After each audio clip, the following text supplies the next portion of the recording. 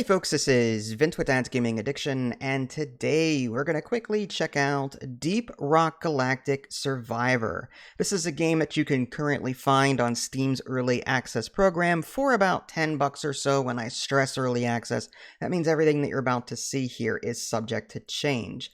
I'm very much looking forward to seeing this game grow over time. I love the original Deep Rock Galactic. What they've done with this Survivor game is they've taken Vampire Survivors and slapped a Deep Rock Galactic theme on it. If you're not familiar with the original Deep Rock Galactic game, it is a 4-player cooperative game, although you can play it with less players, and you can play it solo. You'll get a little robot called Bosco that will follow you around. But think like Left 4 Dead, where you're going to be shooting stuff constantly, but you're also going to be mining things out of the environment. And you can take these minerals back to your space rig and get new weapons and unlock new things and upgrade things. So that's the original Deep Rock Galactic. In this game, it's got everything that is in the original Deep Rock, except that this is, again, more of a Vampire Survivors theme, where you're going to be embarking on a run, and you're going to get as far as you can, and even beat it if you're good enough or lucky enough. And you're going to come back and you're going to use the resources that you've mined out from your run to upgrade your character for permanent progression purposes. Again, it's very similar to Vampire Survivors if you've played that. Now, I will say that there is no co-op in this game. That is something that I'm missing. Like, the original Deep Rock Galactic game screamed co-op. It was a lot of fun. I loved playing Deep Rock with my friends and my fiance. So, like, when I'm playing this game and I hear the dwarves yelling out things and I'm unlocking these abilities and these weapons, like, I wish my friends were here, because, like, you know, that's what when I play Deep Rock Galactic, that's what I associate. I associate Deep Rock Galactic with a fun cooperative experience. And to limit this to solo seems like a missed opportunity. I can see why the developers are doing it, because, again, Vampire Survivors was originally solo. They've since added, I think, a co-op mode, which I have yet to try. But, like, typically games in this vein are solo, and I think the developers should step out of that comfort zone and should make this a cooperative experience, because, you know, Deep Rock at its core is cooperative, and I feel like this game should have it too. Some may disagree with that. So this game really is true to its roots. It has everything that I expect. You're going to go around, mine out gold and nitra, gold being yellow and red being nitra, or nitra being red. You're going to go around. These are like minerals that will help you in your current run, and then in the shop, in between levels, you can buy new things, okay? And other minerals that you can mine out, like you've got bismore and enor pearls and umanite. These are things taken directly from the original game.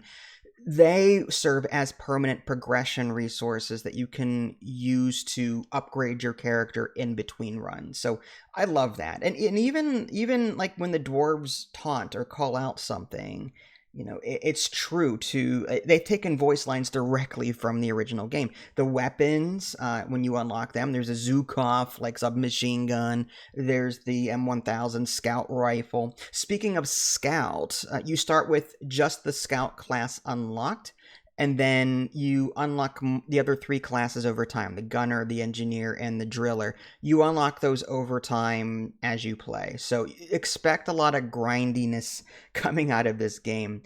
The difficulty was a bit more, I guess, harsh than I expected, because you can play on different hazard levels. Those are the original difficulties in the original Deep Rock game. Hazard 1 being the easiest and Hazard 5 being the hardest.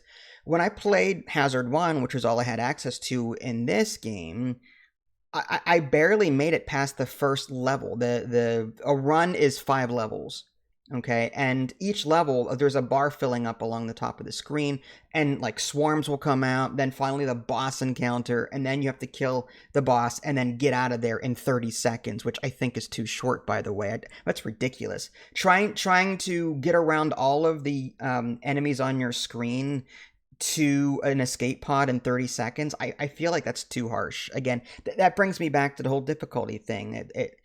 I think it's too harsh. I think they need to give the player more time to juke enemies so that they can reach the escape pod, because you die very easily in this game. I feel like enemies are too much of a bullet sponge on Hazard 1. Again, that might be my bias talking, because in Deep Rock Galactic on Hazard 1, it's a cakewalk. Like, Hazard 1, you can get through so easily, it's ridiculous. Whereas in this game, Hazard 1 felt like an incredible challenge when you're first starting out. And yes, it gets easier as you apply upgrades in between runs, but my point is, I feel like Hazard 1 is way harder than it should be. Enemies are too tanky. Look at all the enemies on the screen right now. This is Hazard 1. You typically would never see like 30 Praetorians on the screen at once in the original Deep Rock Galactic. It's just unheard of. So to see something like this just feels like it's breaking the lore somehow, if that makes any sense. I mean, from a survivor gameplay point, aspect, I can see why there's so many, but still, like, it bothers me a little bit. But first impressions are decent. I can't review it right now because the game just released, and I haven't unlocked, 80% of the content yet. Like, there's still a lot more for me to unlock. So I will give you my first impressions, and they are relatively good. For a Deep Rock game, it has everything I wanted it to have, except for co-op. That's the biggest jarring issue that I have with that. In terms of a survivor game, it does everything well. I love the fact that you can dig through rock in this game and create your own paths. So if you get caught into a corner, which happens more often than not, you can sometimes, dig your own way out and force enemies through a particular path. And, you can sort of manipulate them to go in particular directions. But all in all, like, I'm happy with the game so far, but it definitely has room to improve. Namely, the Hazard 1 difficulty is a bit too harsh, and I feel like it needs co-op. That's just my opinion. And again, this is early access, so we'll see what happens to it over the course of time. Well, there you go, folks. That was Deep Rock Galactic Survivor. This is Vince. Thanks for watching. I will catch you all next time. Take care.